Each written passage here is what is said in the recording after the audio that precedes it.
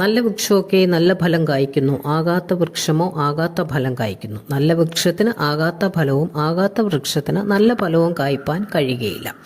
ഈ പറഞ്ഞിരിക്കുന്നതിൻ്റെ അർത്ഥം, ഒരു വിശ്വാസ ജീവിതത്തിലൂടെ പോകുന്ന നമ്മൾ, കർത്താവിൻ്റെ മക്കൾ എന്നറിയപ്പെടുന്ന നാം, നമ്മുടെ സ്വഭാവത്തിലൂടെയാണ് ഈ ഫലം പുറപ്പെടുവിക്കുക എന്ന് പറഞ്ഞിരിക്കുന്നത്. നമ്മുടെ സ്വഭാവം എപ്പോഴാണ് ചീത്തയാകുന്നത്?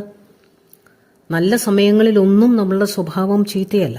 എന്നാൽ പ്രതിസന്ധികൾ വരുമ്പോഴാണ്, പ്രശ്നങ്ങൾ വരുമ്പോഴാണ്, പലവിധമായിട്ടുള്ള സാഹചര്യങ്ങളെ നാം കൈകാര്യം ചെയ്യേണ്ടി വരുമ്പോഴാണ്, ചില തർക്കങ്ങൾ വരുമ്പോഴാണ്, നമ്മളുടെ അഭിപ്രായത്തിന് വിഭിന്നമായ അഭിപ്രായക്കാരുമായിട്ട് ഇടപെടുമ്പോഴാണ് ഈ പ്രശ്നങ്ങൾ ഉണ്ടാകുന്നത്. അവിടെ നമ്മൾ ഫലം കായ്ക്കുന്നത് നല്ല ഫലമായിരിക്കണം. നമ്മളുടെ വായിലെ വാക്കുകൾ, നമ്മളുടെ ഹൃദയത്തിലെ വിചാരങ്ങൾ, അവിടെയെല്ലാം ഒരു ശുദ്ധമായ അനുഭവം ഉണ്ടായിരിക്കണമെന്ന് ദൈവം ആഗ്രഹിക്കുന്നു. അങ്ങനെയാണ് നമ്മളിലൂടെ നല്ല ഫലം കാണാനായിട്ട് കഴിയുന്നത്. അതിന് ഉദാഹരണമായിട്ട് നോക്കിയാൽ, ഒന്ന് ശമൂവേലിൻ്റെ പുസ്തകത്തിൽ ദാവീദിനെ നമുക്ക് നോക്കാം. ദാവീദിൻ്റെ ജീവിതം എത്രമാത്രം ദൈവഹിതപ്രകാരമായിരുന്നു, നല്ല ഫലം കായ്ക്കുന്നതായിരുന്നു.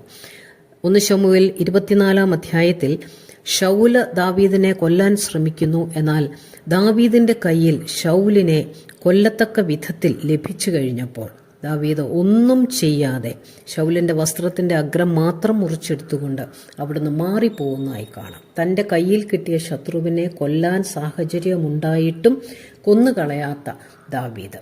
അത് ശൗല് പിന്നീട് അറിയുമ്പോൾ ദാവീദ് പറയുന്ന ഒരു വാക്കിങ്ങനെയാണ്. അത് 24-ാം അധ്യായം അതിൻ്റെ 13-ാം വാക്യമാണ്. അവിടെ പറഞ്ഞിരിക്കുന്നു, ദുഷ്ടത ദുഷ്ടനിൽ നിന്ന് പുറപ്പെടുന്നു എന്നല്ലോ പഴഞ്ചൊൽ പറയുന്നത്, എന്നാൽ എൻ്റെ കൈ നിന്റെ മേൽ വീഴുകയില്ല എന്ന് പറഞ്ഞു. അപ്പോൾ അവിടെ ശൗല് വലിയ സങ്കടത്തോടെ, അയ്യോ മകനെ ദാവീദേ, നീയാണോ, നീ നല്ലവനാണെന്നൊക്കെ പറയുന്നുണ്ട്, നല്ല അഭിപ്രായമൊക്കെ പറയുന്നുണ്ട്.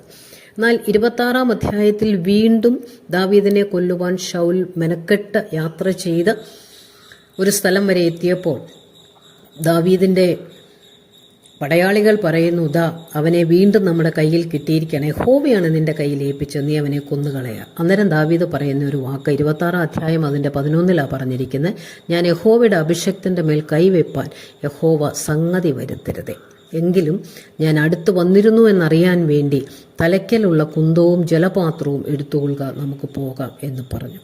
ഇതാണ് നല്ല വൃക്ഷത്തിൻ്റെ ഫലം കായ്ക്കുന്ന സ്വഭാവം.